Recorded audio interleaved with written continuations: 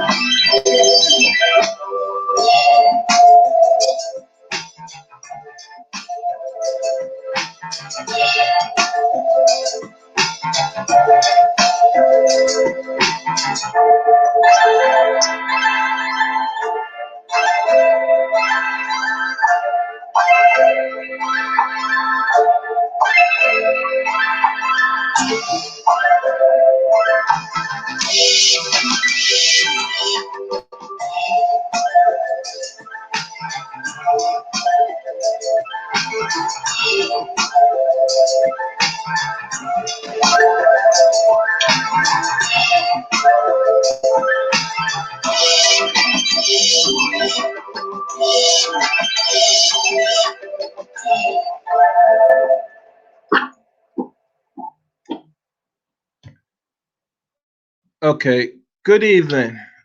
Welcome again to another stream of Chaos Reign. Miss Miller, can you just mute yourself for a second? It's background noise. Right. The title. Noise back there. Let me see if I can control that. Okay.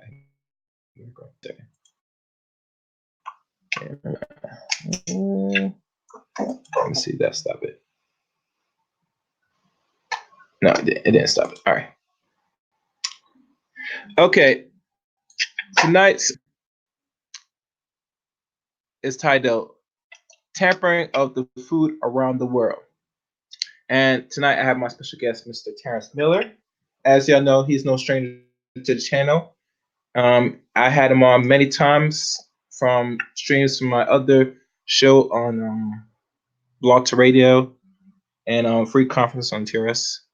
And tonight we're going to look into this thing about not only the importance of food, but all around the world, is food really safe in the so-called Western society?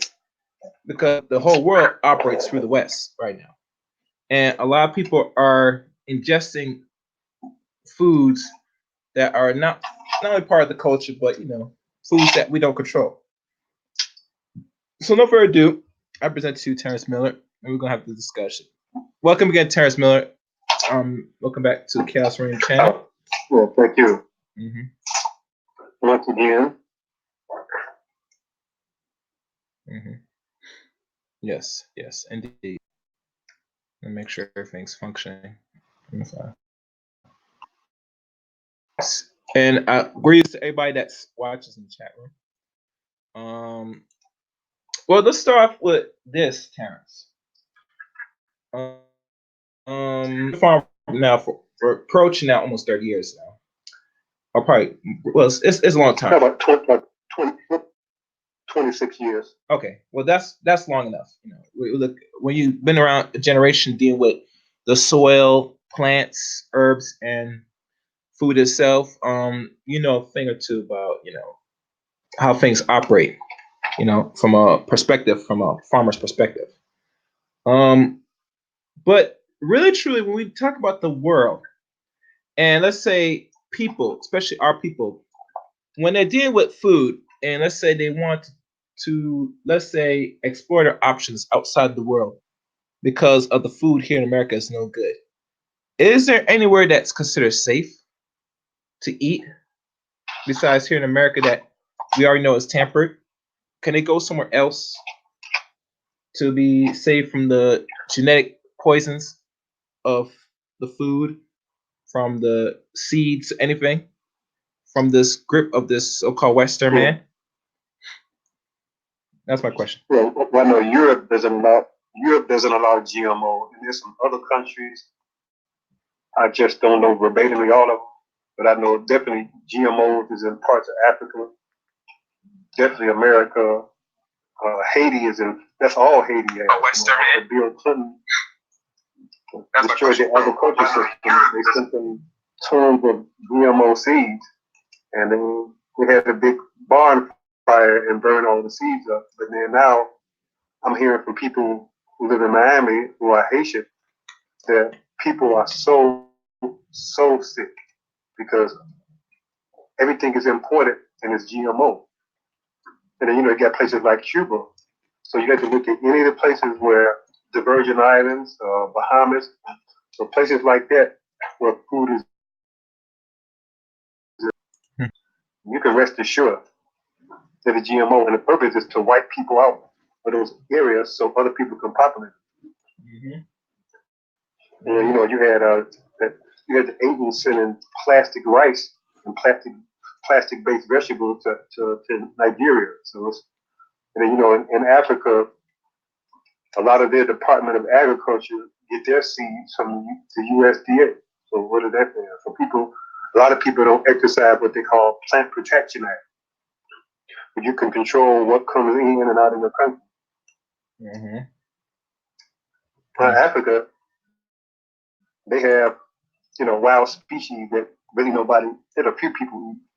Well, I say a lot of them eat maybe like in Nigeria and Cameroon, they got two wild species, one in bit. So those are like delicacies, but everything else is hybrid. Like Mm-hmm. the what else? And it's, you got things like broccoli and cabbage and carrots, stuff, Mm-hmm. and already hybrids. And I wouldn't say that they have GMO versions. I know that I've seen projects in African countries where they just so Mm-hmm. so either you're dealing with something or you're dealing with hybridization. They're going to call genetic mutation, but of course the mutation occurs at a much higher rate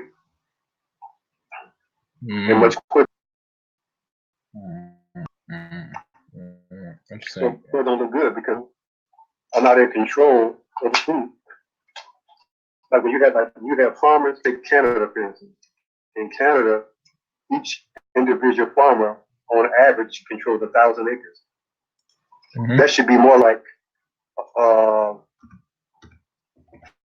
500 or 250 people having 4 acres. That would be more reasonable Mm-hmm. because the larger scale your production is, the more adulterated is going to you want to stay small scale and farm what they call bio-intensively and sustainable. You get the maximum amount of food in a small enough space, but you don't ever disturb the soil. But that one time during your initial planting, it never gets impacted with a tractor, tiller, none of that. Mm-hmm. And we live in a complacent society.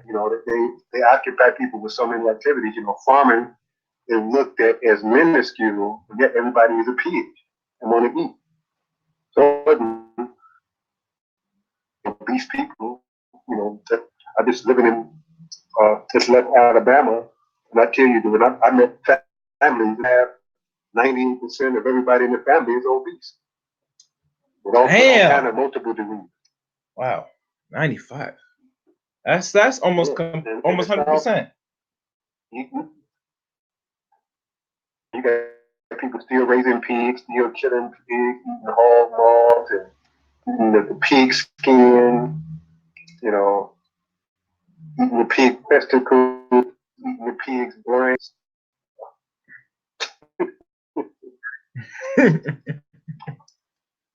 Man, I tell you. And then we don't have the mindset here. I mean, you know, you think about the decolonization. Mm-hmm. All indigenous people made sure that they maintain their own basic necessities: food, shelter, clothing, eating utensils, Mm-hmm. things of that nature. But now we live in a society where Mm-hmm. we don't aspire to uh, produce energy to food, and the food impacts the most because melanated women have the highest infant mortality. So you have a lot of sisters are becoming doulas, but they're missing the most important thing: to childbirth.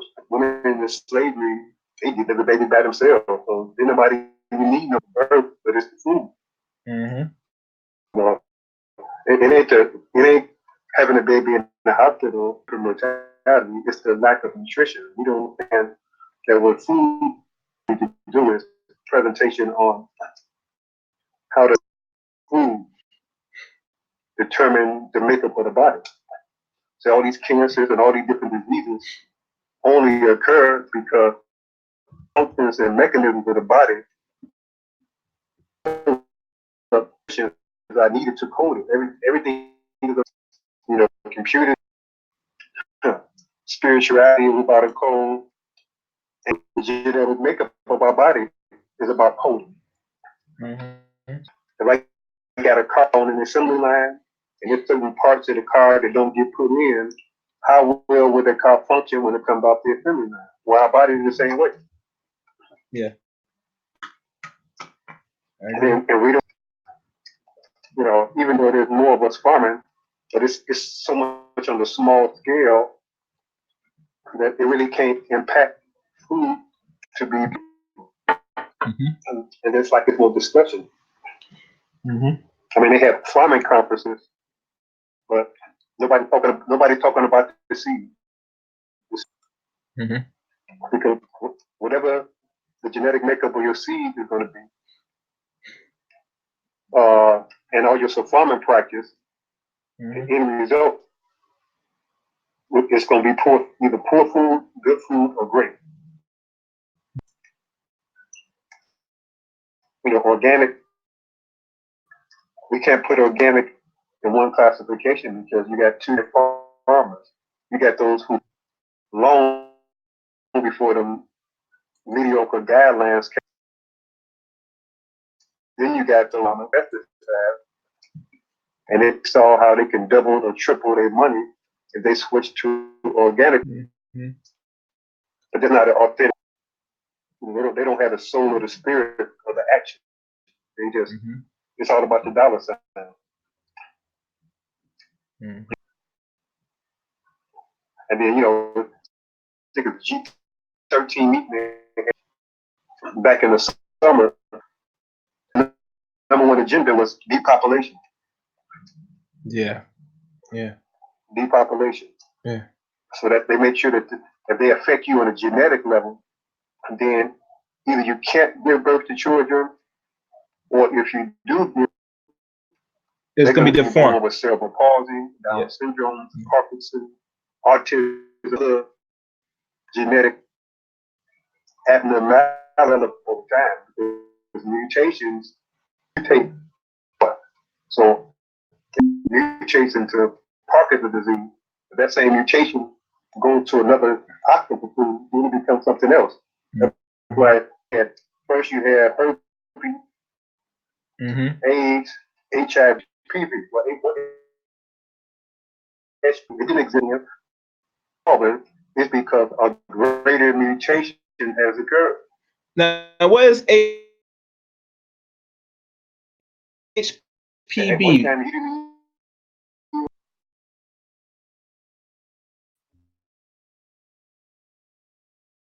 off say what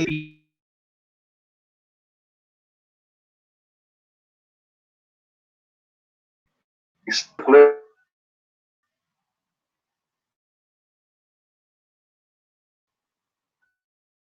saying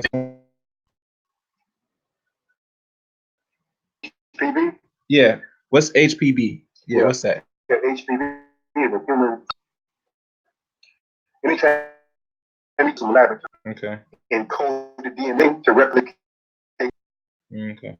human haploid virus, it's a virus. Anytime you're dealing with a virus, you have to understand the nature of a virus.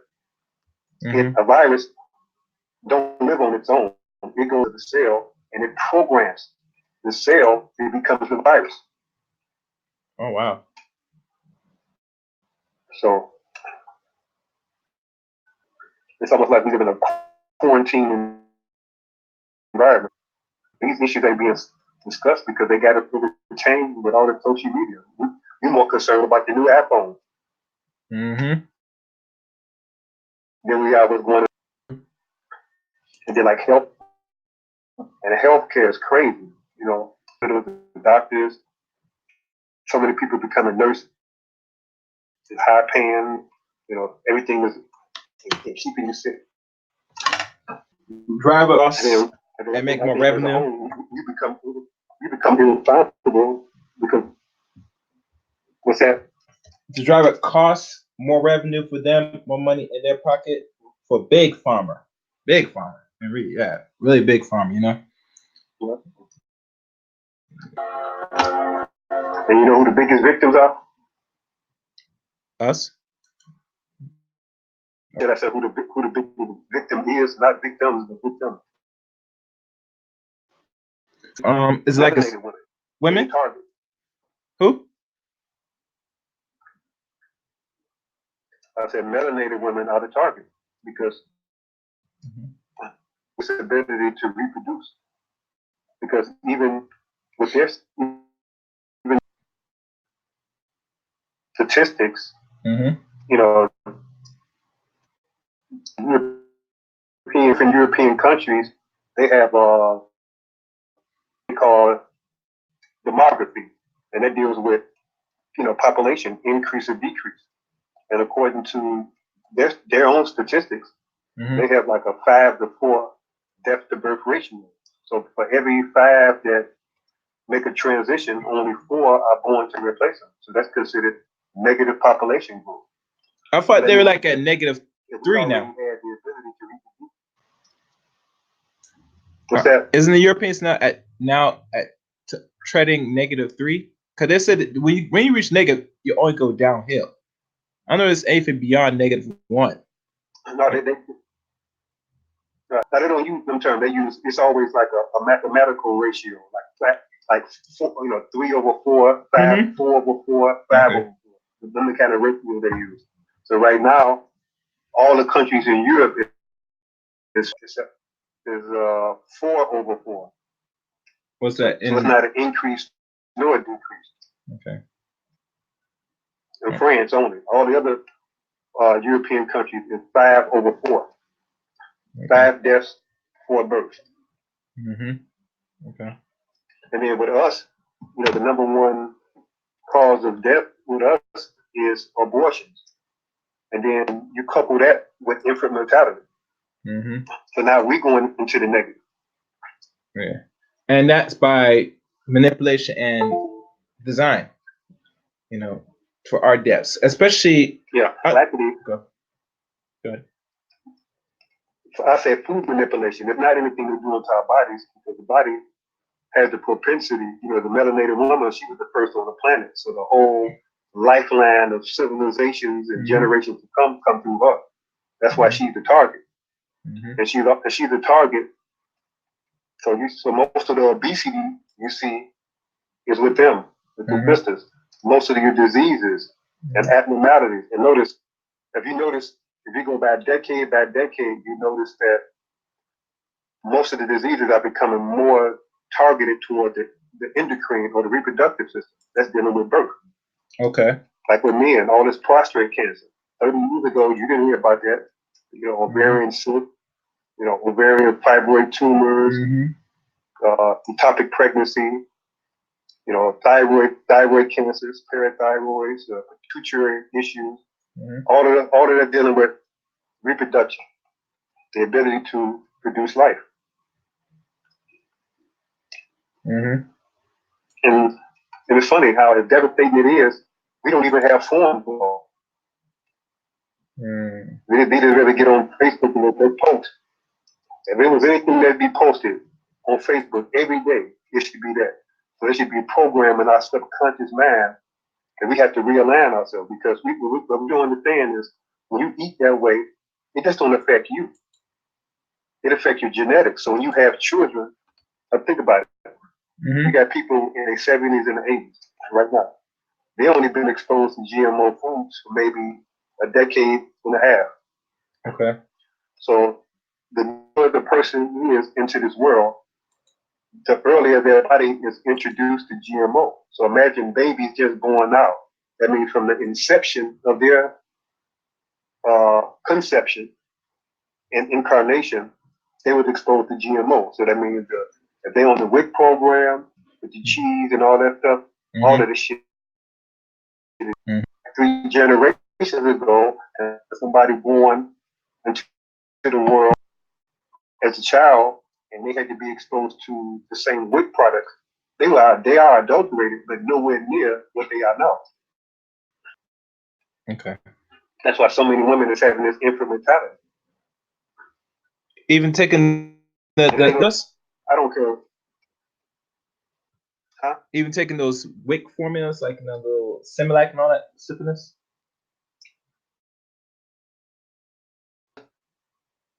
And been that way for the last 10, 15 years. Okay. But genetically modified food came about in 1994.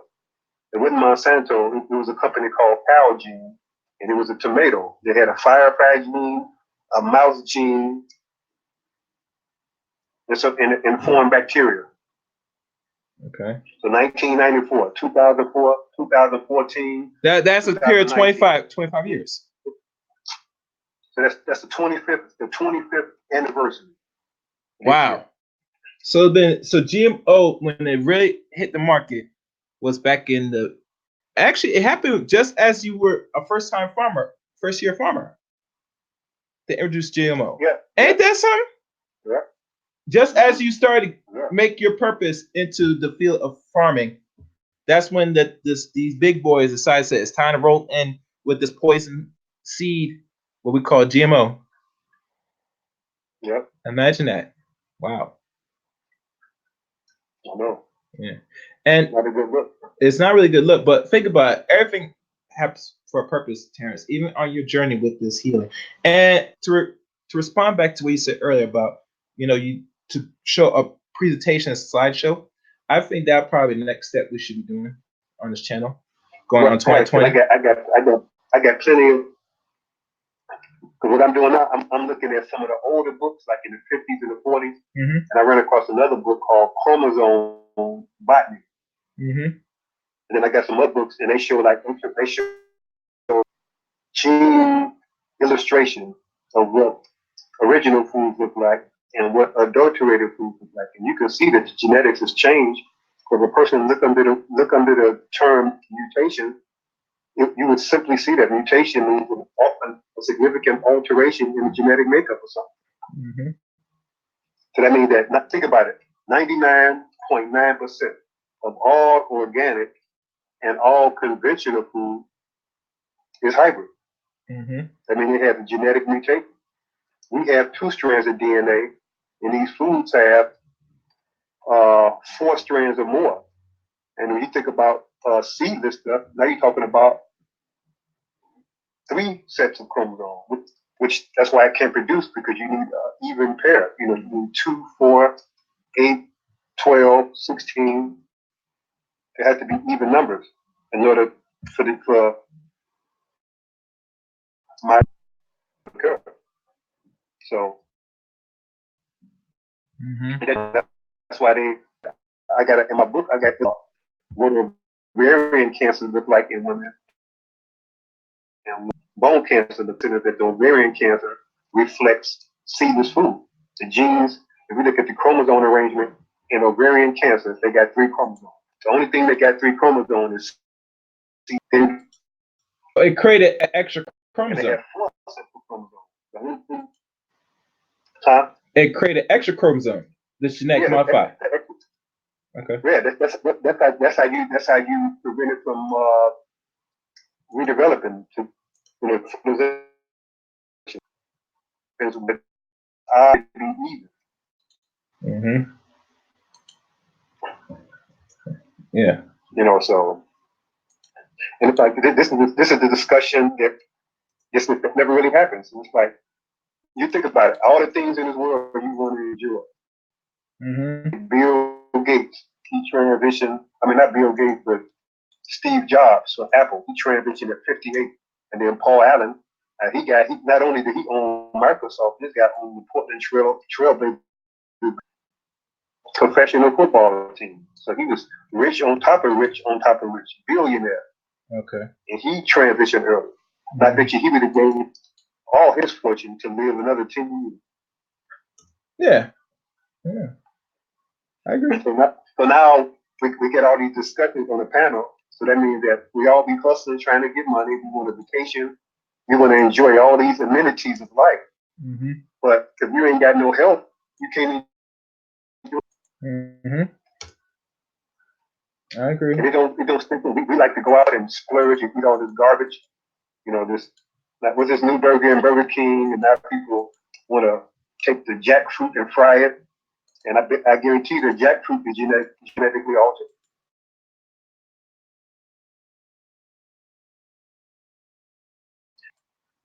To these things very strong, then they know it's an opportunity to adulterate it because then it will affect more people. But that's their strategy. Mm-hmm. So now we want to eat jackfruit because coconuts have already been tainted. I don't even mess with coconuts no more. Wow. You can get some good ones, but it's gonna cost you.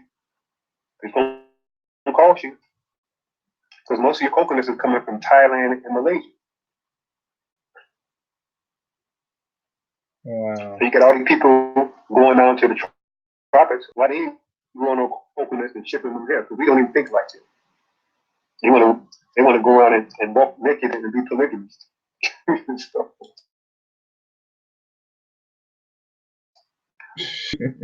And it's serious because people say, are you going to understand it's the generational thing. It ain't that this bad food going to affect just this generation, especially if you've been eating this stuff before you even get to the point where you're able to conceive.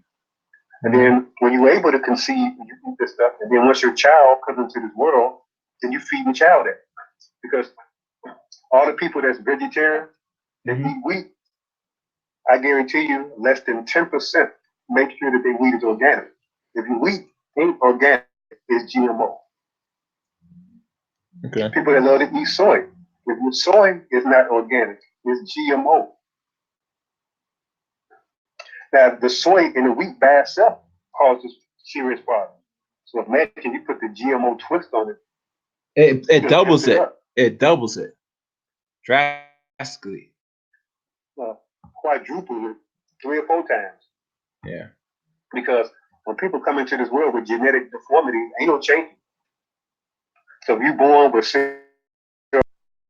Parkinson's, and there's some other ones that's coming. Mm-hmm. They just don't have catastrophic numbers, but they exist. I study all this stuff, and and you got geneticists that trying to make a miracle and correct it. Then you got other geneticists who keeping it real, saying you can't change the imprint of nature. So once you born with that, ain't no changing. Mm-hmm. The science can be very egotistical, thinking that they are the creator. Mm-hmm. That's why they always manipulate stuff. They think they can outdo nature. It's a race with nature. A race that you can never win. How you gonna outdo that which creates and sustains you? The air you breathe, the water you drink, everything. So it's not a good look. I mean, we too worried about our possessions and our appearance, how good we look. how much money we got, and how many things we acquire. Mm-hmm. And those things mean nothing. Yeah, you're right. So, Wow. Okay. I get you. For those that's watching the stream for the very first time, obviously, this is dealing with food around the world. The tampering of food around the world is a subject. From my guest Terrance Miller. If you're listening, don't be afraid. Hesitant to hit the like button. Um, my thing is this. And you notice with a lot of brothers that are Pan Africans, RBG, all the labels that when it comes up. Some of them, have ideals to repatriate back to motherland and do some things. But isn't it ironic that some of that try to go back to motherland, they don't really have a set, really plan or agenda what they want to do with the land if they're even granted or paid just to be on the soil of certain parts of Africa. And usually, if you look at the African government itself, even some of their people, very few, if you find them in certain rural areas, maybe hold on to certain traditions, but majority of people in certain parts of Africa are not really holding certain sacred traditions, techniques, and certain diets. So one of the things you just said, and cassava. Go ahead. Go ahead.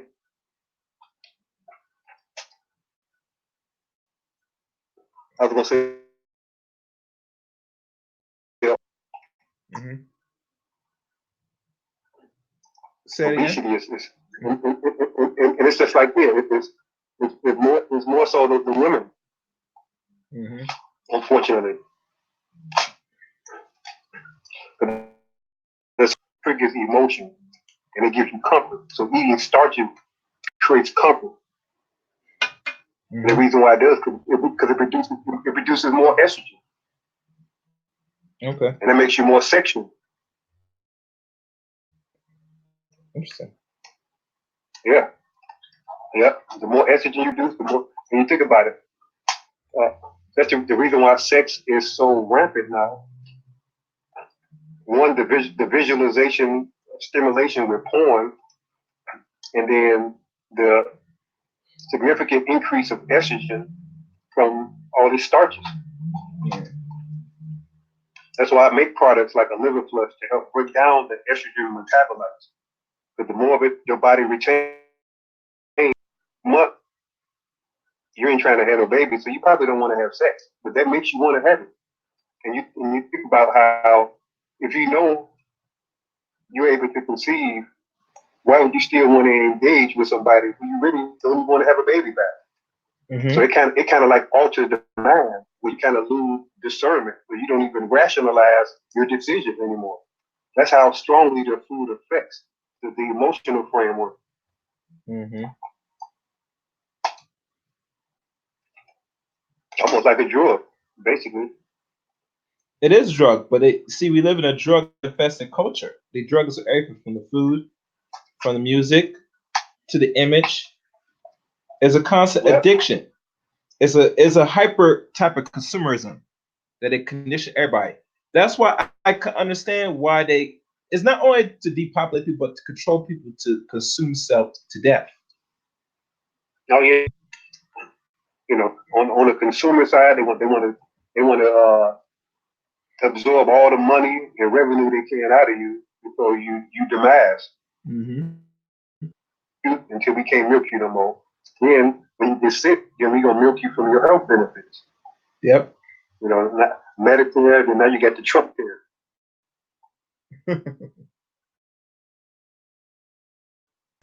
just like just like the Obamacare. Yep. It doesn't really do nothing. Especially if you had Right. to sit there constantly pay into a system that's going to keep feeding poison. So that way, once you're really dry, time to take the body out. Just like Forrest Whitaker said, it's once that money dries up, you're gone. Yep. He's not lying. I mean, figure back in the day, we used to want everybody bring all their paperwork and all their information. I mean, we don't even have forms no more. Forms, yeah. Everybody trying to hustle and get money. That's trying to pass down a healthy genetics. How many times did that conversation enter anybody's mouth? You want to make sure that you as a man and you as a woman that you have a certain level of health, so that when y'all conceive, you can begin to help elevate our genetics rather than deplete the genetics. We don't realize these decisions that we make, how costly they are down the road.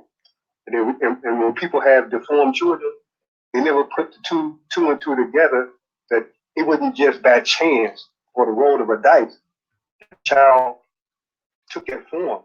It was of actions and decisions that we made. Trusting too much in the colonizer. Mm-hmm. Mm-hmm. I mean, you really, after all somebody, think about it, after all somebody did to you, you can really trust them to make sure that they provide you with some nourishing, vital food. Like, really? Mm-hmm. Mm-hmm. Yeah. Yeah. But it's you have to be very sick to sit there and love your what we call your not only your person but your what's the word the rapist or the one Mm-hmm. that abused you, your abuser. Right. Yeah. That's a good point. You have the desiring your abuser, right? Mm-hmm. Yeah. Your abuser is very strong. He structures you. He constantly gets access to you, and the more times they do it to you, in time you might hate it at first, but you'll come to like it. People don't understand how far abuse goes. You do it enough times, it becomes numb. Sometimes it becomes a serious drug where you just waiting and you begging just to get, taken advantage of every time. That's how you look at people, especially our people. They've been so constantly in trauma and abuse for centuries. It's so norm that they still really it's like a fetish. They yearn for it subconsciously. Nor they don't want to admit it enough, but that's what it is. Either some people either pick up the book or understand the history of not only Western culture, but this type of man and woman, these non-black people. You had to take it as entirety and say, well, this is what it is. This is not going to stop. It's not meant to stop unless I make the decision, or as a collective, we said enough is enough. You have to will yourself. You have to force yourself, break yourself to stop getting constantly taken over or be getting mistreated. Right. And the problem is, with the, especially, the like, you take women for instance, you take these 9 to 5 jobs. Women wasn't designed for that. They were designed to connect with nature and be in their environment, not being in a closed office, sitting behind a computer screen, drinking that horrible coffee. And that's how living in this society has done. They knew what they were doing. Mm-hmm. And we don't desire to have a little small, little eco villages. I mean, just like indigenous people, you go back. Nobody ever lived in big cities. It was always small little enclaves. Mm-hmm. Yeah. But people have certain cultural interests, or people kind of align to different tribal customary ways. But now it's the American way. And then we stay on each other's case, men this and women that. And I realize that we're not ourselves. So how do you judge or assess somebody who's been colonized by somebody else's warmth culture? Yeah. It ain't like we in practicing indigenous ways. Because indigenous people didn't go to the grocery store. They had markets. So when food was picked fresh, people go to the market and that. Mm-hmm. And so that food don't go to waste and you don't need refrigeration. People have markets on certain days. I mean, you can have a market every day, but you don't pick the food until it's time to go to market. So you pick it that day, you bring it, you acquire the food, you take it home, and you prepare it. Nobody need no refrigerator. Mm-hmm. So we just living completely out of alignment and don't know it. Yeah. And it's like when it comes to people bringing forth information, people look for people who are charismatic and popular. So something could be the best information to ever be presented, but if the person is not charismatic, they're not popular, we're gonna walk right past the message. So we just been programmed in so many different ways. Okay. Come on, it's boring, don't sound right. I can give a rat's ass how it sounds. If I run across some information that's vital, I don't care who wrote it, how it was worded. I don't care about no glitches in the grammar. Mm-hmm. I can care less about that. It's all about the information and being able to bring it into material form. Reading it just ain't enough. That means nothing if you don't actualize it. My mentor told me that you have to bring things into material form. Yeah. Like we love Egypt, but we love Egypt in theory. We're not practicing it. Yes. And people say, what do you mean? I'm like, well, they had their own food, had their own school, their own institution. They produce their own necessity, their own paper, their own paint, their own clothing, their own housing. Mm-hmm. Where's all of that? I mean, it's heavy. Think about all of the hundreds of thousands of years we've been on this earth. Mm-hmm. These last 400 and some years was the only time in our entire existence that we didn't do nothing for ourselves, but depend on the same people that colonized. Mm-hmm. How did that work? Mm-hmm. Yeah, how does that work? Really, real talk. Yeah. One other thing I do want to say, I'm not sure if did I ever share this to you on your page on was it Facebook? And I remember another good brother did a stream on this about an age that they manipulate and making these genetically alter children that could be what they call intelligent. That like they altering not only genomes but just creating these type of so-called super babies or children. That was gonna be children, babies first, then they're gonna grow to children and adults. Now they take it into genetically, since they already know the food is tempered. Now they go genetically to make a superhuman, with intelligence, certain things. I'm not sure what your take on that. It's erroneous. You can't replicate the divine. Mm-hmm. The only way you can replicate the divine is to take what the divine created and use it. Whenever you alter it, it's a wrap. Because they don't even know, because all this talk about they done mapped out the human genome and 98% DNA is junk. That's a farce. Other people that came behind them people and saw them flaws and errors. They don't even know what all the genes do. They know the minerals that make the gene complete and coded, but they haven't even been able to read all the codes. That's a lot. They tell us that, Mm-hmm. but see, if you start studying their stuff and start being in a circle, you will realize that they don't even know. They don't even know. Mm-hmm. Because a person that's aligned spiritually and intelligently, you're not going to try to alter, change, transform nothing that nature created. You're going to use it as is. Mm-hmm.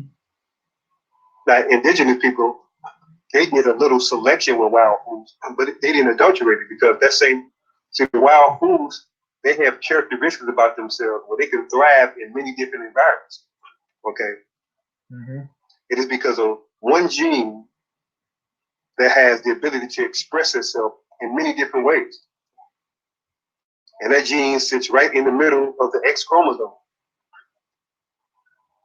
Okay. Of the food and the human. Mm-hmm. Mm-hmm. So, with that complexity like that, let's say if you're in one region and some conditions change that cause you to have to migrate elsewhere, you can they see things ahead of time. So they start doing a little selection. Mm-hmm. But it ain't never just one characteristic, because plants can express themselves many different ways. So they may take like half or a third of the characteristics and take it to where they know it would thrive. So they don't lose anything. Because the other characteristics wouldn't even show themselves in an environment that's not conducive for them to do so. And see, that's the reason why food has the ability in wild form to take on many different complexities because you got many different environmental settings.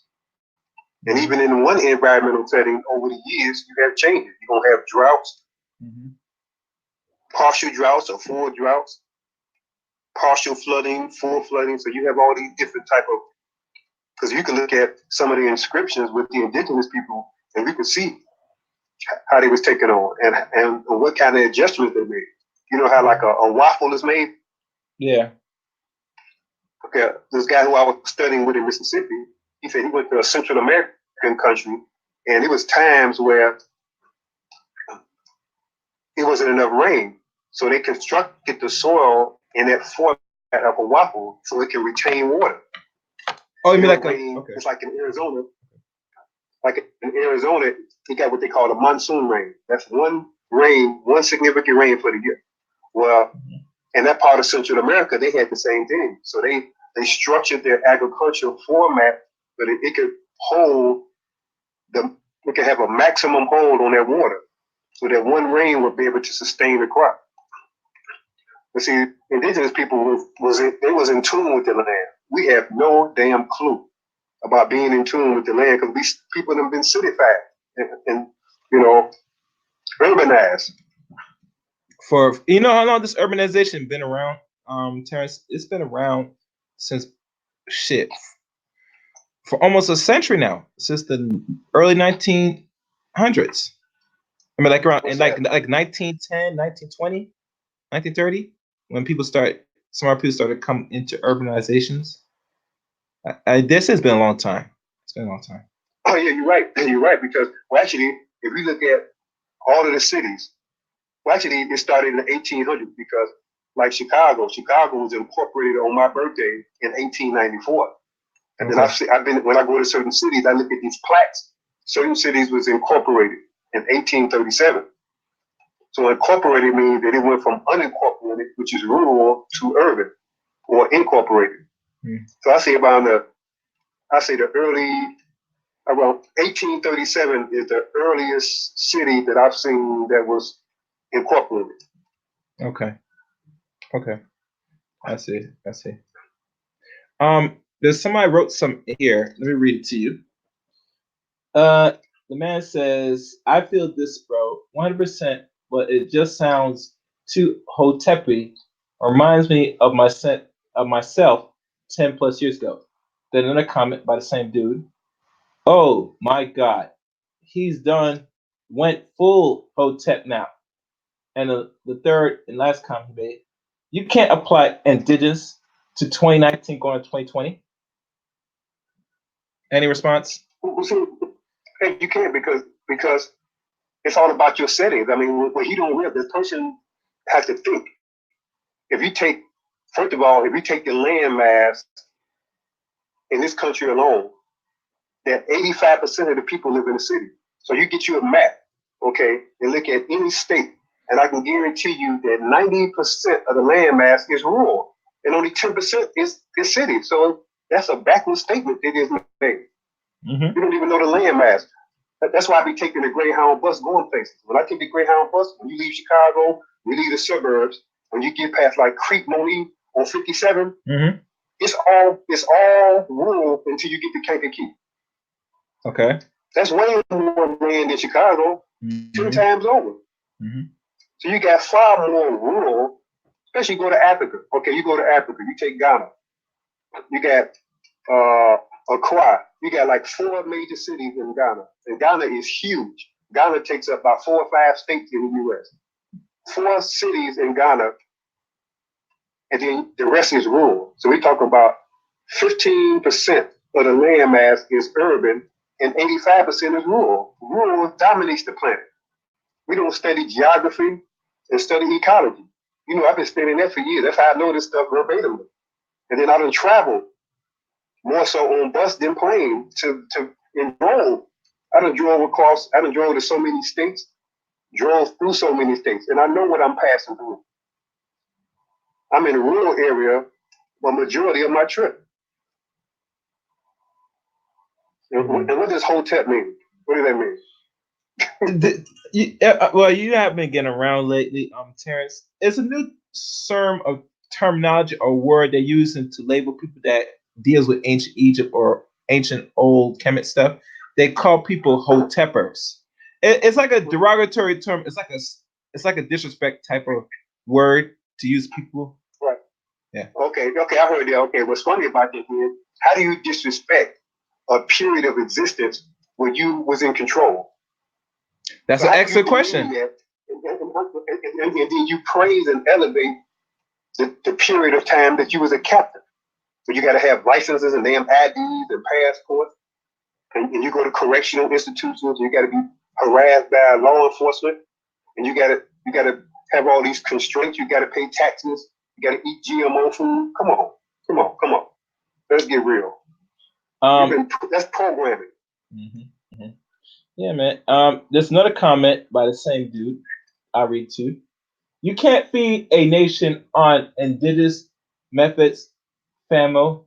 I am from Africa, and it ain't like that. Nigeria is larger than Ghana. Still not enough food. Response? No, but see, they're not indigenous. First of all, he don't know what indigenous even means. See, the problem is when you see a poor example of something, that don't mean that that's the standard. That's an exception. Okay, there are indigenous methods because first of all, you dealing with indigenous methods, you ain't got millions of damn people living in one space like you do in Chicago or Atlanta. It's spread out. You may have 50, 100 people living here. So no. You don't even know what indigenous is. Because first of all, when indigenous society really flourished, it wasn't no cities. Yeah, wasn't no cities. Yeah, cities. The population didn't increase so much. That's what I'm saying. We can't see, the problem is this, when a word like indigenous is used, the first question you have to ask yourself is, the indigenous model that I was exposed to, is that the best model? Was it the poorest model? See, a lot of times we get exposed to things, and the model that we observe is the poorest of the model. So you can't make the poorest model the standard. You take the best of something, and that's what you measure. It's just like you take a basketball player. Okay, you take Michael Jordan when he was at his peak. Okay, as opposed to Michael Jordan when he had all them damn knee operations and he wasn't himself no more. You don't assess that Michael Jordan. You assess the one that was at his best. Don't that make sense? Makes a lot of sense. Going by Africa. So first of all, Africa been colonized. So you don't even know what true indigenous even looks like. Mm-hmm. Yeah, that's true. That's true. But once a colonizer comes in there, you ain't the same no more. Yeah, when somebody's come to your house, they turn over and tear all your stuff and says theirs now. Look at the Native Americans. You tell me that the Native Americans lived the same way under colonization that they did when they wasn't colonized. When they wasn't colonized, they had their own food. See, this is what we don't realize. When you're indigenous, you're producing everything for yourself. Right. But when you colonize, they no longer exist. So you got Native Americans on the reservation. They got to go outside the reservation and buy stuff. Mm-hmm. And a lot of them don't even have the money, so they just suffer because they was pushed to land that was so arid and poor. Well, when you're indigenous, you go where the land best fulfills you. You don't go to the poorest of land. That only happens because the colonizer pushed you to that. So that means if you see a poor form of indigenous living, it's because of some form of colonization push you out of where you were. Because all you got to do is study the native here, and you see the same format. Okay, the Trail of Tears. Tennessee and Georgia have plenty of timber, plenty of vegetation, plenty of herbs. They got pushed west. What's west? A damn dust bowl. Wow. Am I right? Look at Ye- the West. Ain't no wild grasses, no a whole bunch of trees and a whole bunch of different grasses growing and vegetation growing in the West. Look at California. This is dry as you want to get. Nobody living there under them conditions. People, that's what I'm saying. People was pushed to California. People was pushed to the West. And the reason why you know it, because when they had to migrate there, wasn't nobody there. mhm. Because when nobody, Native people know that you cannot survive under them conditions. They know it best because when you have to depend on yourself and you don't have nobody else to depend on, you are able to rationalize good and bad decisions when it comes to sustaining your living. Mhm. If you take them Hebrew Israelites, they went to demonic Israel. They sent them to the desert. And that's why so many of them were dying of radiation cancer because they were sitting on top of a pile of radioactive uranium. Mhm. They didn't decide that. Somebody else did. Same as the natives who got pushed to the west. The same thing. And I guarantee you, Imposter Africa happened the same way. Somebody pushed them. They know what good area it is. That's why I see South Africa is so significant. It's like I've seen the oldest faku and some of the oldest minerals. Matter of fact, you got what they call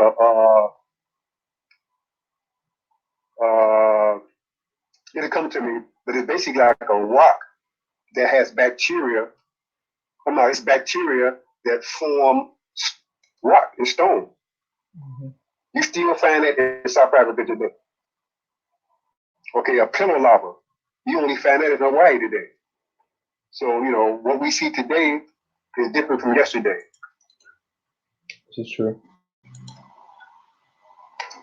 I live indigenous before I live in this shit. Uh, But you ain't no GMO. Ain't no GMO in indigenous society. Ain't no poison piss water. When you got to take a bath in the same water that got chemicals and boo boo and urine in it. You mhm. don't have that in the indigenous world. You Mhm. don't have to wear clothes that's made out of synthetic fabrics with chlorine in them and infested chemicals and pesticides on cotton.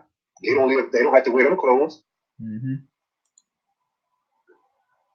And sometimes we can get too colonized for our own good. All right. The man wrote something, but I'm not sure if he disappeared. The same person said it's not a derogatory. It's these new niggas that made it that Hotep mean peace. Well, my question to the man that's still there: why you listen to these type of niggas referring to something that was pretty much dealing with something that's positive, and they turn out make it negative? Doesn't make sense, Right, Terrence. right, right. Because the culture ain't hotep. It's just the people who adulterate or try to profit off of it. But Mm-hmm. that don't make the information backwards. That's the person who adopted it and corrupted it. Mm-hmm. But they did no reference to our conversation. We ain't talking about that. I ain't a hotep. Yeah. Yeah. And he writes again, how do you apply a little, I mean, wait, how do you apply all this fly shit or fly ish? And who said, listening to them, I was just responding to what you said. Well, when you reference this whole Tepis and stuff, like you said, Terrence, why would you think in that matter where you are great to deem it demonetize the word? We all know it Right. means in peace. So why you want to change the not only the expression but the definition? Because when I hear these dumb people mention it, talking about these whole tempers and all that stuff, it's always when they refer to it, it's not in a positive light, it's in some type of negative form. You hear it, I heard it, and you also hear it too, brother. That's in the chat. Do you see me reference people as whole tempers? Or say, oh, Nope. you no, I don't do Nope. that because I know the actual meaning, and I would dare do that stupidness. That's ignorance. That's that nigga shit. Continue, Terrence. That's the response. Yeah. Yeah. I mean, because when you look at this urban river, There's not one aspect of this life that's not detrimental.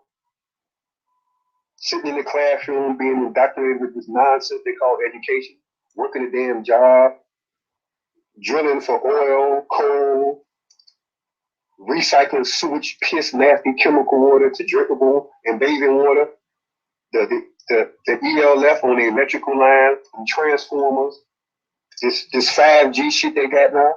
Come on. Everything about this damn living is corrupt. We just so damn programmed, we don't know no better. We have no clue how to live. Diseases, going to hospitals, penitentiaries, jails, you know, having some government body that have no ethics. So basically, you are governed by a body of people that have no ethics. There may be a few in there, but they got to fight the 90% that's corrupt. That's why politics don't work. Government don't work. Because it's all. It's actually government right now, as you see it, is mob rule. And it's controlled by people that's not of us. Right. I think about it. They always dig. They always drilling. Always messing up the roads. Always putting pipes in the ground. And get all this gas underneath the earth. All the concrete. And you can't. I mean, think about it. There's so many places where there was so many wild trees with wild fruit.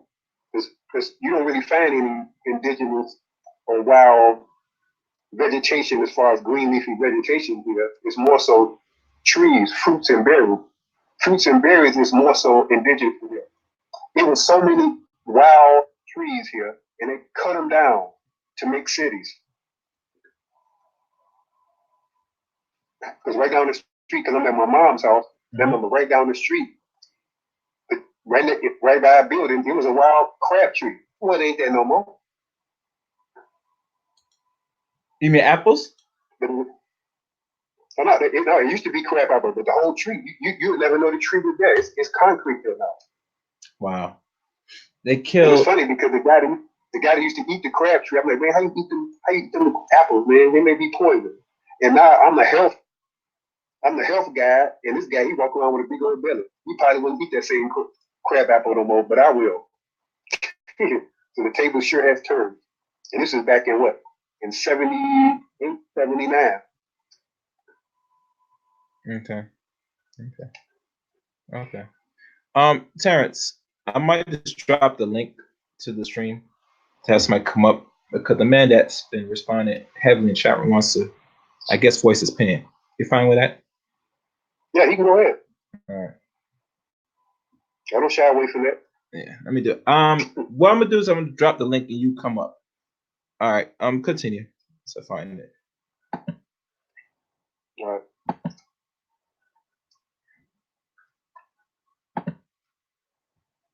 right.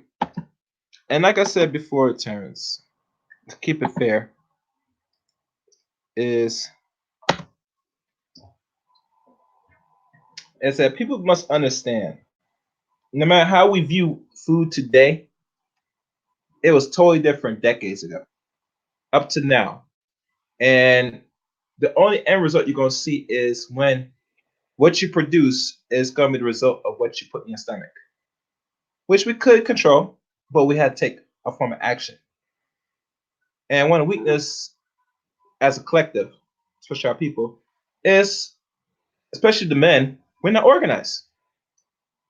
I mean, look at this. Think of this. I'm not gonna say no names, but you may have conversation about a particular person on a mission on this repatriation to Africa and doing some things, but the way how he's going about it and trying to, I guess, facilitate some type of structure to, I think, try and make either money or whatever the mission he's trying to accomplish, he actually failed pretty badly. And he didn't have to really fail that badly if he utilized the resource he already had up here. But it goes back to, again, like you told me, Terrance.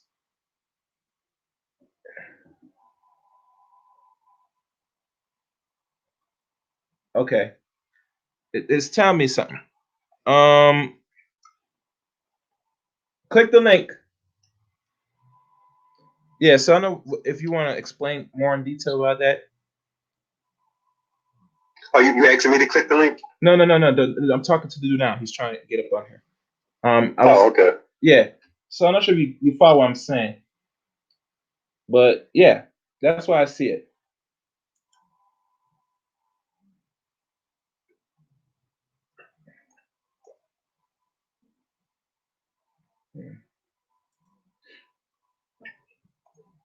So, like I was saying, Terrence, the man tried to do something and it didn't work in Africa.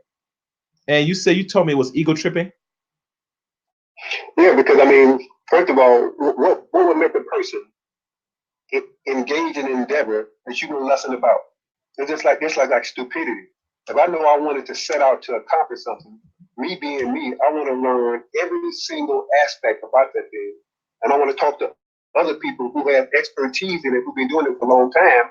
That way, I know not only would I not go wrong, but if I ever run across a glitch, I know I got some people I can talk to that can guide me.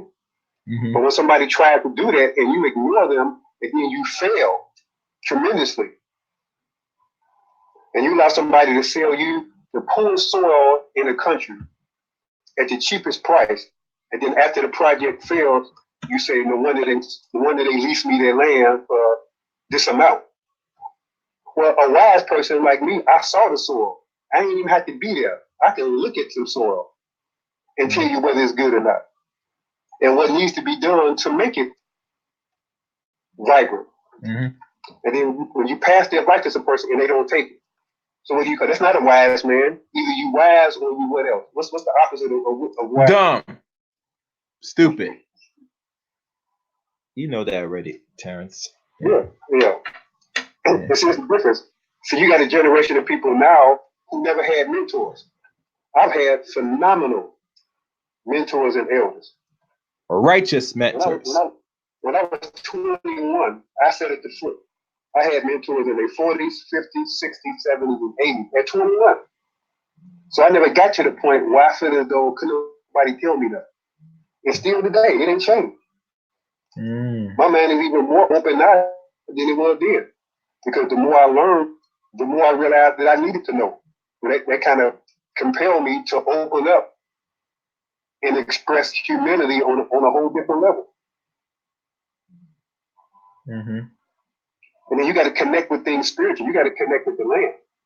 You got to have a compassionate relationship with what you're doing. Mm-hmm. And it can't be about the money. So that's what this project was about, with the money. Mm-hmm. Whenever you chase the money, you're going to always lose. Even if you produce, you lose, because what have you done to the land? You know, cutting down all these trees, like what happened in Brazil, Which is really going California, more, yeah. and even in Africa, all them trees burning down. Mm-hmm. Because people don't know how to have a spiritual relationship with the land. If you know how to do that, because one thing about land, the construct of land is never meant to stay the same. The earth is always changing. Yep. That's why what they call epigenetics, Mm-hmm. via horizontal gene transfer. That's how when the trees in the environment begin to change, the plants, the species, and everything else changes on the same accord. So that the new different species that emerge, they all have a symbiotic relationship. Okay. So the trees have certain birds, certain uh, amphibians, I mean not amphibians, but certain primates and other species that have a connection with them trees and with those bushes and with the plants. Mm-hmm. But see, the problem is when you live in cities, they they demise all that. So all you see is damn concrete. Now you had to go to a park to really get a gist of some trees, or to a forest reserve, because that's the forest that was preserved. The rest of the land was wiped out. Yeah. Only a fool would do that. Mm-hmm. Yeah. You don't wipe out the whole ecology to build a civilization of commerce. And that's what happened to America. Mm. Yeah. Yeah. And they paying for it. That's why you think you get all these tornadoes. I never think of that. All you Yeah. gotta do, all you back in ancient lore. Look some of the ancient writings. You didn't hear the indigenous people draw any depictions of no tornadoes. They didn't even have a word to depict tornadoes. Mm. When you cut down the trees, you put CO2 into the atmosphere. Mm-hmm. Terrance and the guys up Like here. like in Illinois here, there's an area called Plainfield. It's like it's like they call it the tornado county of Illinois or the Midwest.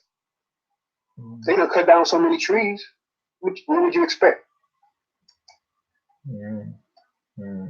Trees have a purpose. So did you talk to the spirit of the tree and find out what its purpose is and why it's here? In addition to just giving us oxygen, that ain't the only purpose. It has many different purposes. But we're not in tune with that because we city folks. City folks ain't in tune with nature. Because I done seen some Western people go over to Africa and they was just amazed at how in tune them people were living in the rural area. Mm-hmm. And he was like, man, I never got this much knowledge and insight living in America. Well, no wonder. I see. Terrance, it's a good for, and I'm gonna open your mic in a second, sir. It's actually mentioned about tornadoes, right? And all stuff. Mm-hmm. And I never think of that, with these little disasters happening around certain parts of the United States, like from the forest fires and the tornadoes. It makes me think back, say, when they go in and devastate certain areas, they devastate the more harsh areas in certain cities. I don't hear much rural areas with these problems. And it makes me want to say, is it nature's thing to start wash out anything that shouldn't be there? And they had to take the precautions to do something in a much drastic accords to rid of something that's not supposed to be there? That's my question. Well, so a lot of times we have to realize that change is inevitable. So you look at the different ecosystems, and you got like 8 major ecosystems, and all of them, none of them have never stayed the same. So, because change is inevitable. That's why people migrate to certain places, because as the ecology changes, you have to migrate to an area that's in alignment with the way you should be living. So it's not that something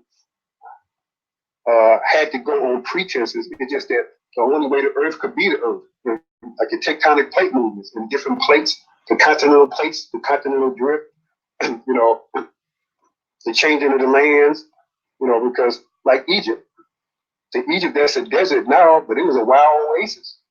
Mm-hmm.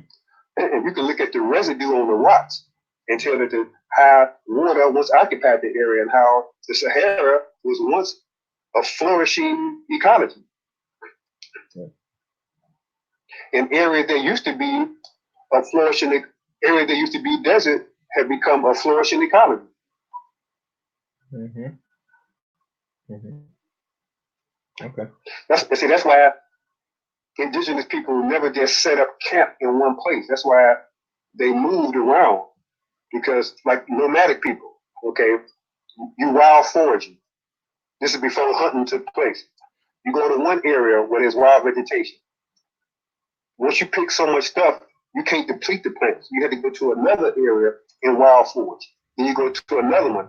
And by the time you get back to where you started, that area has fully replenished itself. That's how nomadic people live. Mm-hmm. And then people began to increase in population, and the nomadic way of life wasn't feasible no more. So people began to collect the seeds from the same stuff they was foraging from and start planting, and that's when agriculture began. Okay. All right. So let me open this call now. All right, open you up, sir. So what's on your mind? Hello? Yes, hey, we can hear you. Good evening. Yeah, I was just and not to be disrespectful or anything to Mr. Terrance or anything, But I'm just saying, like, everything that he said and the points that he's touched on are things that I heard back in 2007 when I was in college. I'm just asking for, like, so how do you apply this to 2019? Because if we're talking about indigenous and stuff, okay, we're talking about a couple of thousand people. You understand me? How do you apply that to a big city? Is that even feasible? Because I'm from Africa, I'm from Nigeria. I understand what you mean with, okay, maybe not exactly with when you say indigenous and stuff, how the ancient Egyptians did it and whatnot, but I have seen natural farming and stuff from people in my family. You understand me? I have extended family members that own farms that have to produce and sell abroad. So and I remember them complaining about the mass production and all of that stuff. So I'm just wanting to know, how is that feasible in this day and age? And also, you All mentioned the right, whole stop yeah. right there. All right, one question at a time. Before you answer, Terrence, you said you heard this in college back in 2007. When you graduated college, what year? Who, me? Yeah, yeah, you. 2010. Oh, it's my finger. I graduated in 2010. Okay, so I take it you're roughly now 30. Am I right? Could be wrong. 33. Okay, all right, 30. All right, so all right, answer. All right, Terrence, you can answer the question. This question. The thing is that it's all about using small parts, never big masses. See, that's the Western model. You always have a lot more land than you utilize it because you can't produce on all the land. We had to realize that ecology exists. There are other plants that serve other purposes than just for food. So you had to designate certain areas for food. And you're dealing with, not a large amount of people. You're dealing with, it's like rather than having one, like, okay, you take Canada, for instance. The average farmer in Canada owns 1,000 acres. Okay. So rather than having one farmer owning 1,000 acres respectively, you would have 2 or 3 farmers working together with no more than 4 or 5 acres. That's it. Because now people understand that bio-intensive farming, that's what they were doing from the beginning. A lot of Western people went back into the annals and saw inscriptions on how people farm bio-intensive, where you can take an acre and produce more on an acre than a conventional farmer could produce on 5 acres. So you don't Yep. need the land like that in a manner. So we looking at the wrong model. We're looking at a poor model and trying to find out how do we actualize something that's feasible with a very poor model. You don't want to use the poor model. You want to use something that's efficient, that's bio-intensive. So you can get, I know people that make about 150,000 just off 2 acres. That's it, 2 acres. Wow. In the past, nobody could conceive of that. They would have told you were lying if you'd have told somebody you can do that. But people do it today. Because if I took a bed, okay, I call it a matrix. It's shaped like the number 5, like a 2-1-2-1 system. Okay, you're talking about 178 plants, and that's that one bed. Okay, so that gives you an idea that you had about 50 beds, times them 178 plants, and every time you pick them, and a few days later, you can pick them again, 3 or 4 days later. So that gives you an idea. And so you don't use no tractor. So when you use a tractor, you're using up 4 to 5 times the amount of land to get the same production. So if you took a tractor and planted 5 acres, I can have the same production you have using a bio-intensive approach with just 1 acre.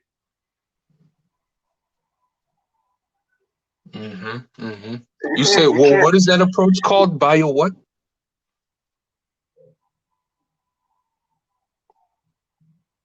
How do you call that approach again?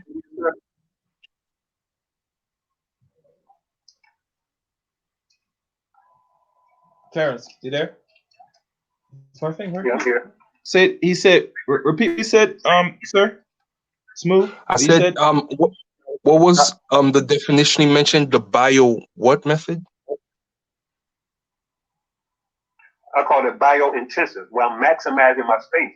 See, with a tractor, your rolls space 3 feet apart. Mm. When you Mm-hmm, mm-hmm. bio-intensive, you don't allow those things like that shit when nothing is going on. That's just wasted space. 3 feet of space with one row. So your one row of, let's say, cabbage, okay, is only 18 inches wide, and then you got 3 feet between the next row. But with the bed, you don't have that kind of space that you give up. Most of your space is occupied with crops. You have just enough space to walk between one bed to another. So with me, it's basically 18 inches. So between my beds, I only need 18 inches. But then my bed got 3 rows combined. Whereas the other farmer, he got 1 row and 3 feet in between. So you do the math on that. Okay, and you mean that with a bio-intensive method, could you feed like 300 million people?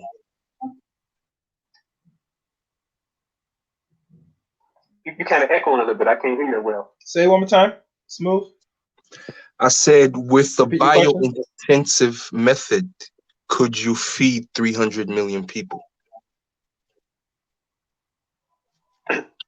300 million, but one farm ain't trying to do that. Multiple farms can, yes. But guess what? Multiple farms can do it and use far less land. I give you an example. In the United States, 170 million acres of land was used to produce GMO. So wheat, corn, that stuff is a waste. That's not. It ain't even food. So if you account for how many, I had a calculation on how many loaves of bread. Cause I got a statistic they use where they show you when you plant 1 acre of wheat, how many pounds you get, how many bushels it is, and how many loaves of bread. Okay.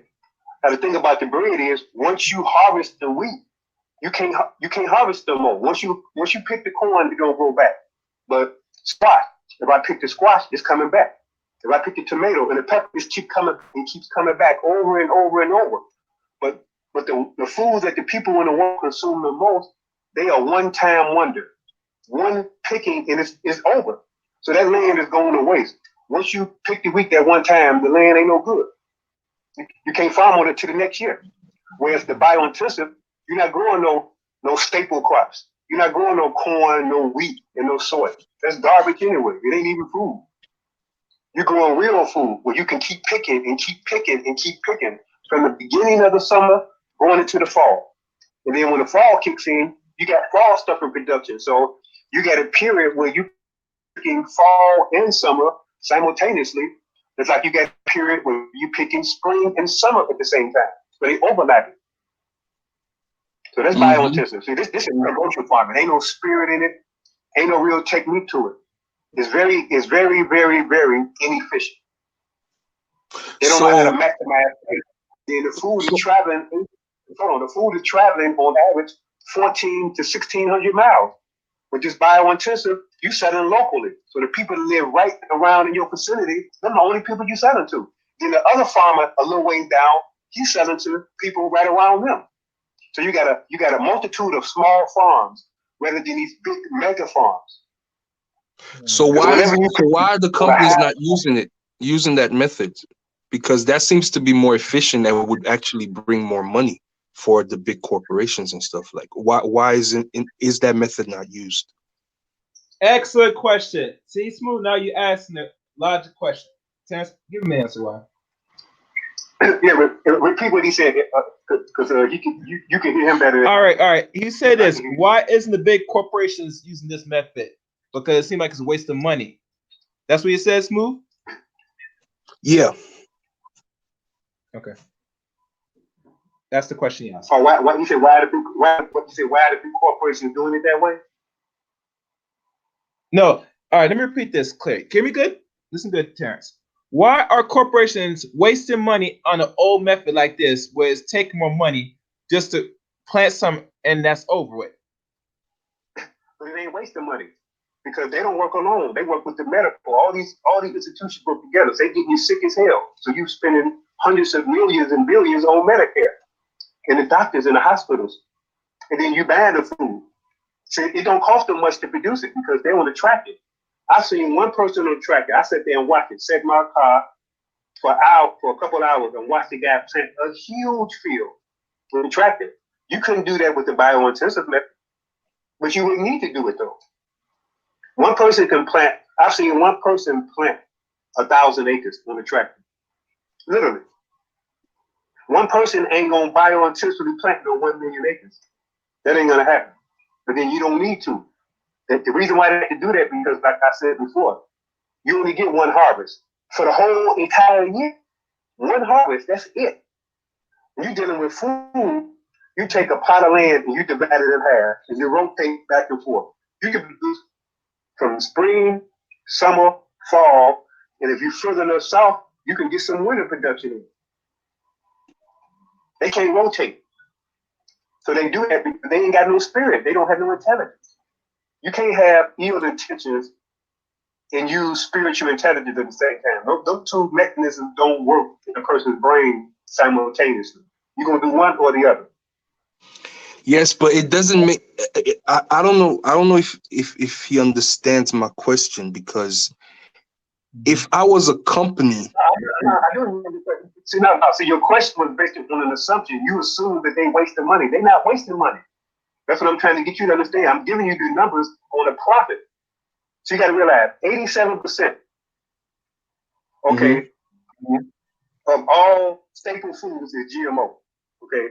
Now the next point is this: a staple food is something that you eat with every single meal. So you take Asian people, with every single meal, they're gonna eat some rice noodles or some rice. Hispanics, with every meal, they're gonna eat some wheat or corn tortillas with every meal, or tostados. Okay. From the Caribbean, they're gonna eat rice and peas with every single meal. Okay. All you stuff in the store is gonna have some high fructose corn syrup. Okay, or some NSG. Okay, take people in America, we're gonna eat some form of durum wheat, some form of starch with every meal. So they're making money because every time you eat, be it breakfast, lunch, or dinner, those three meals comprise they producing, even though it's only a small number of crops. You take any kind of sauce, you're gonna find some high fructose corn syrup. You go to the store, pick up some pasta, a jar of pasta, ragouts, or anything. You're gonna find high fructose corn syrup. Pick up a candy bar, you pick up pop, any of them beverages, you're gonna see high fructose corn syrup. So they making billions. They ain't losing no money, they making billions because everybody is eating their food. Yeah, but wouldn't they make more money with a bio-intensive method, seen as you can literally harvest almost all year round? Yeah, but see, you missed the point. Then they can't link in their other institutions. If they do this in a way bio-intensively, then nobody would get sick. So then the medical association is making money. You know how much money they make off a cesarean section, off of an abortion? You know how much money they be making off these procedures? $10,000 a procedure. 10 grand. So you got to look at. So you can look at it individual. Okay, what about the seeds? You know how much people pay for these seeds? So you got to look at all the things that's connected. You're looking at this. You're looking at it from a one view perspective. All this stuff is connected. Okay, the stores, all the stores that's bad stuff. Look at all the grocery stores around, and look at all the food that's in all the stores. Not just the produce, but the dry section. So they making money. Why do you think Monsanto is so rich? Why do you think Monsanto can lose a $200 and some $1 million lawsuit and not even bat an eye? Because you think about it, everybody ain't no vegetarian. Everybody ain't gonna eat vegetables. But most people in the world eat them staple foods. Like I said, which are starch. If you go to any Asian country, I don't care if it's Korea, Philippines, that's what Facebook is for. You start networking with people and start seeing what they eat. It ain't a person that I ain't met from an Asian country that do not eat rice or rice noodles with every single meal. Look how much money it is. Every time you eat lunch, they making money off you. Dinner, they making money off you. Look at us Look at the Hispanics. I mean, because I've been in their neighborhood. I've been to their stores and their restaurants. I mean, think about it, bro. 170 million acres producing GMO. 170 million. You know how much land that is? So I take it that it is actually cheaper to produce GMO foods than to use a biointensive method. Yes, it is. But but on the other end, the profit margin for the biointensive is a lot more. That's the flip side of it. But does it require more labor as well, the biointensive method? Yeah, because think about it, sugar is cheap, rice is cheap, wheat is cheap, a loaf of bread is cheap. Mm-hmm. When you go to the store and buy organic food, you wouldn't say that's cheap. Mm-hmm. Yeah. I know you heard people complain. I know you heard people say, "Man, that organic food is too expensive." I know you heard that, haven't you, Chaos? Yes, I heard it enough time. Right. But have you heard somebody ever say, "Man, that pound of wheat or that 5 pounds of sugar was expensive"? No, it ain't expensive. It's cheap. Very it's just cheap. that they sell so much of it, though. That's the thing. 170 million acres of it they selling. Mm-hmm. And then we're gonna talk about the other aspects to it, the seeds, and then the chemical fertilizers. They making money off the chemical fertilizers, and then the combines, the machine that harvests the wheat, the corn, and all that. A used combine costs $75,000. A new one costs you over $500,000. If you farming a track, you can get a good tractor for $2,000 or $3,000. And if you farming biointensively, you only need a tractor one time, and that's the first year you start farming. After that, you never ever get on a tractor again. So no fossil fuel. Look at your overhead. And when you're doing it biointensive, you ain't got no middleman. You're not selling to a store so that they can sell to somebody else, because you don't allow people to make money off your effort. You grow the stuff and you sell it direct marketing. Right? Wholesale, we call it. So do you own any farms or something? Like, are you actively using the biointensive method, and are you selling food that way? I got pictures I can show you. Yes. Yeah, that'll be for another live stream. Smooth. No worries, coming. Okay. Right. And then another thing is that when you farming them GMOs, you can't save your seed. You got to keep going back to the piper and pay him for the seed. Mm-hmm. When you biointensive, you save your own seed. Mm-hmm. Mm-hmm. And a side note, Terrance, hold on, for those who are not listening, to all you people that are Pan-Africanists and all you want to label this RBG, it sounds nice and good, but if you had to go back to your oppressor for his seeds, obviously you're going to keep coming back. So you're not really doing black first things, because you still get your axe for your hand for the same food that your person already giving to you that's already poisoned.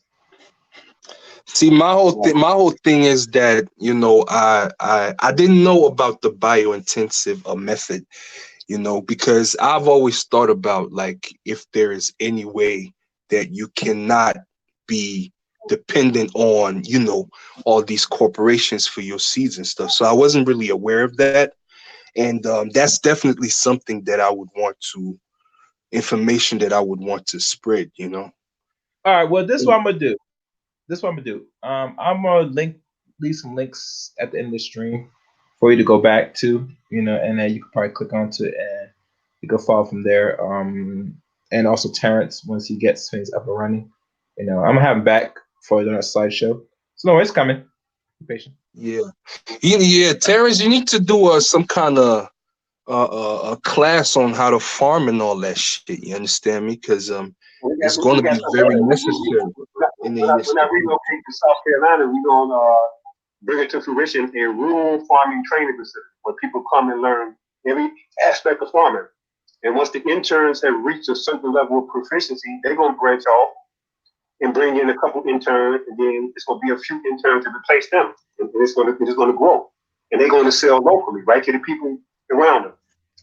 So people buy food. You need to take that shit to Africa, bro. Mm-hmm. You have a lot of land to work with. We go. Mm-hmm. Well, like I said, if you're a person that's passionate, and it seems like you're sincere because you have family that's farming, You know, wouldn't hurt take a trip here in America to learn what you can to bring back home. You know, 'cause I mean, I know some people that want to travel, and that's cool. But like I Now I tell live in most, America. I live in America. I'm in Houston. oh, so you know, you'll find Terrence. Don't worry. Once I bring him back, you know, he's going. Everything's gonna be set. So stay tuned. You know, if you're here Yeah, already, yeah, yeah.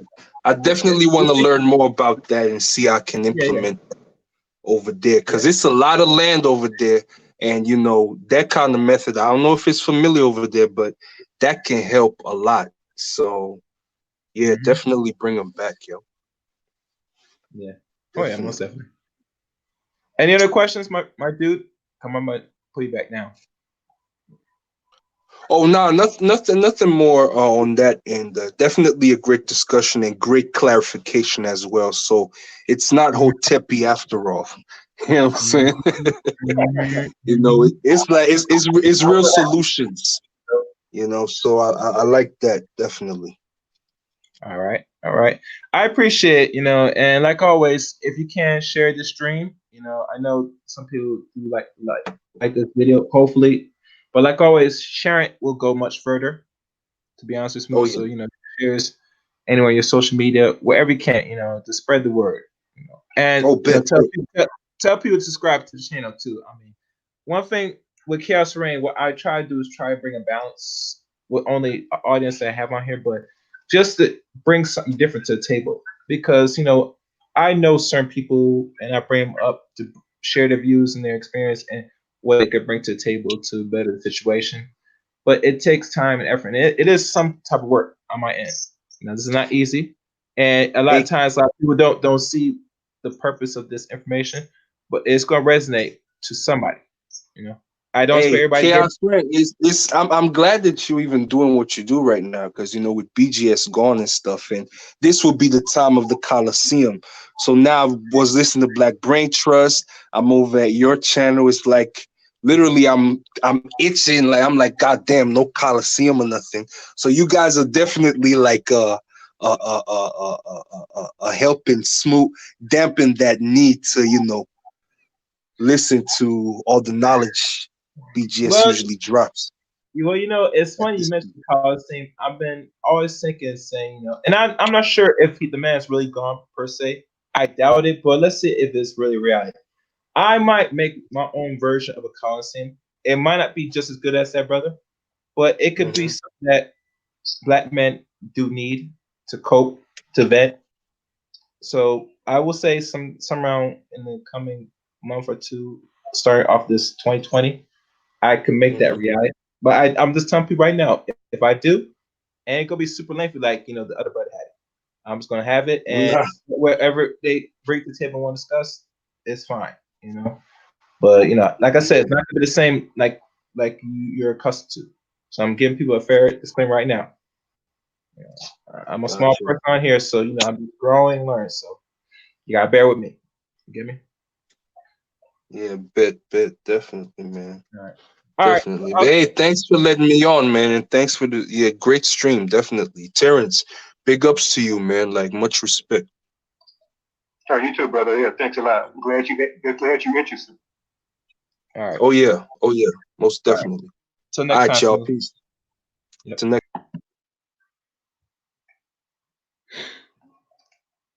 Yeah. See, that's wonderful, wonderful, wonderful. And this is what I wanted to for not only a brother like that to ask the question, but see, one thing to me, Terrence, that I've made a conscious effort is I try to change the mindset and conscious of how people look at not only reality but look at just how we do things. Mm-hmm. These discussions not being had. At times when I have you up here is more than just food we talk. We talk about pretty much just how to better life. Because one thing is essence. Yeah, we could change the food all we want, but is how we look at the world in regards in this lens of this Western culture we're in. This Western culture is toxic. It's damaging, and it's what's the best word? Suicidal in a way. It's always advocating and promoting death. And we are a people that want life and promote life the best way we can. You get me? Mm-hmm. And that's what I want people to get out of this. We want to see more life. We don't want to promote anything less than that. Yeah. So like always,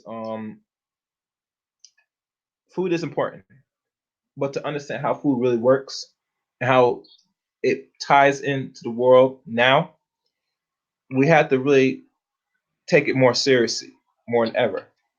And I feel, and you know, one thing, Terrence, I'm not sure we ever did a stream on this. We never did dedicate in regards to health with women, like this breakdown of pretty much everything. We never did focus on a stream, and maybe sometime down the line we probably will have to do that. I know most people Yeah, have a definitely. certain disdain, hate for the sisters. I get it, but we gotta look at we've been hating each other for a long time, and we never resolve our issues amongst each other, amongst our inner selves. Because if you have problems with yourself, you obviously gonna hate the opposite sex and the next person that's the same sex as you.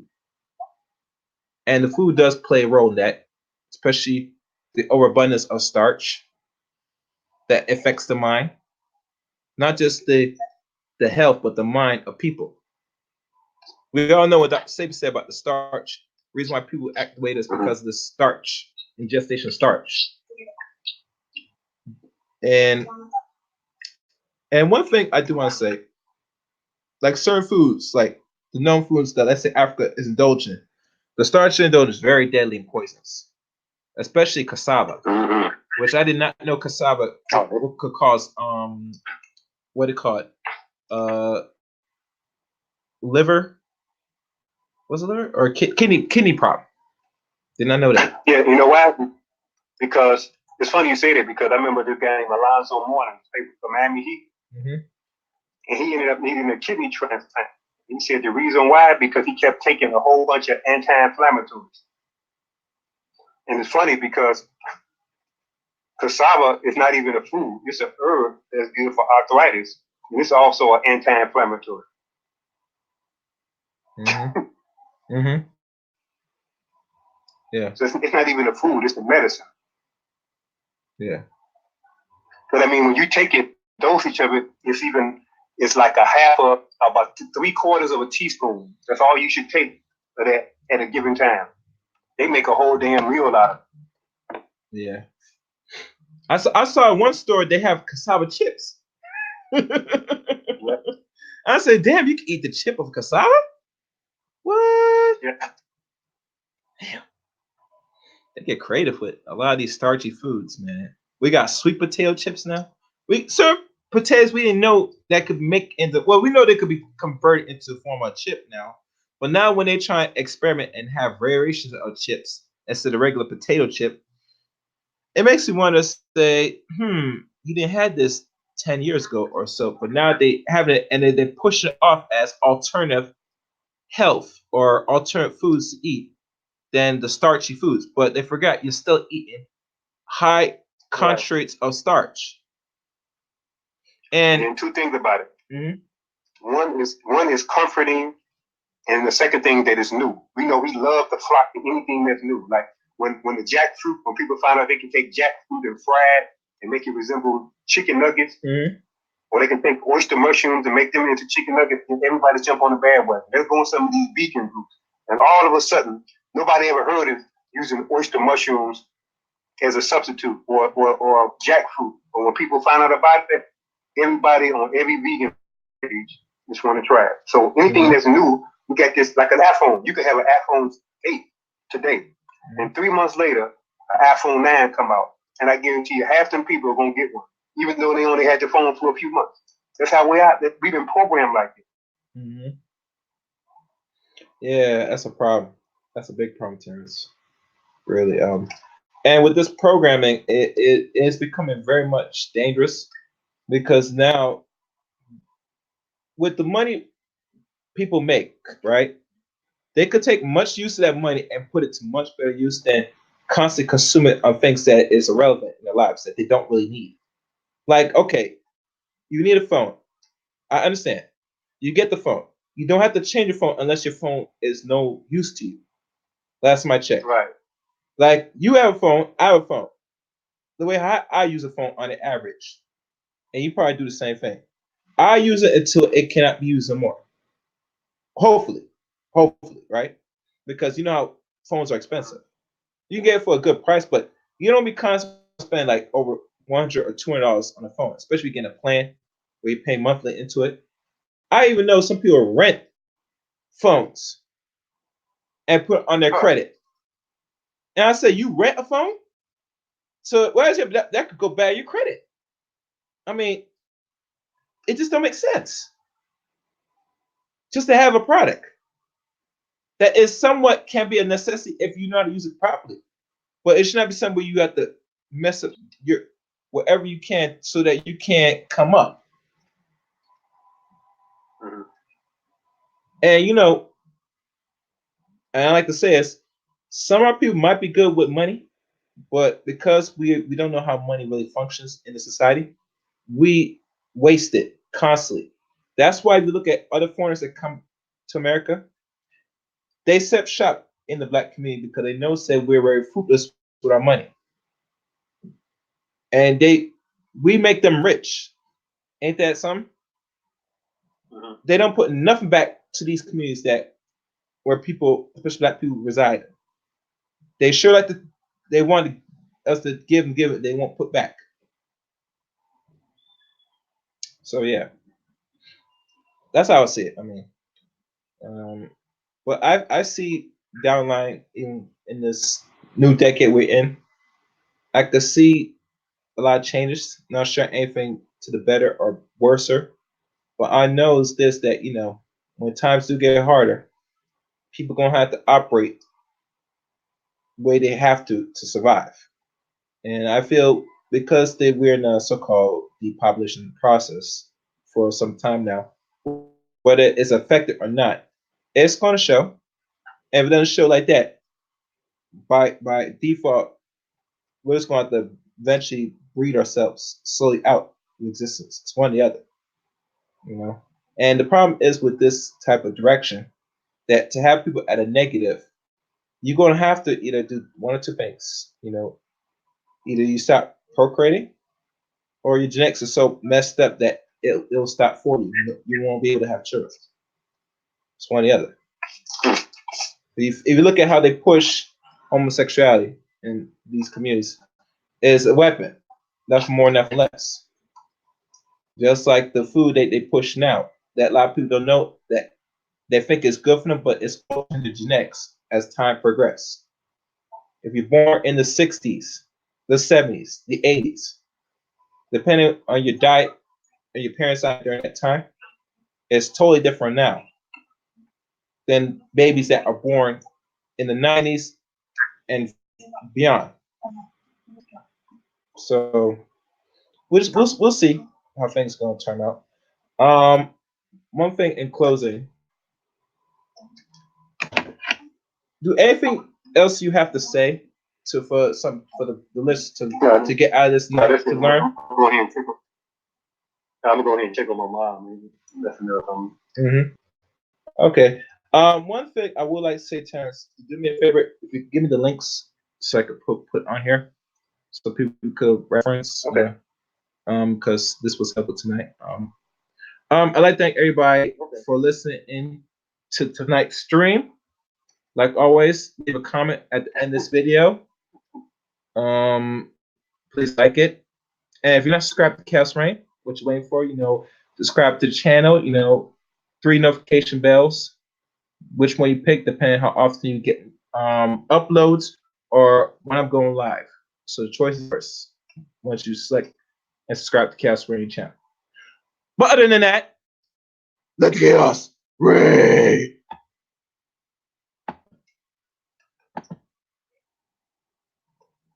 All right, peace.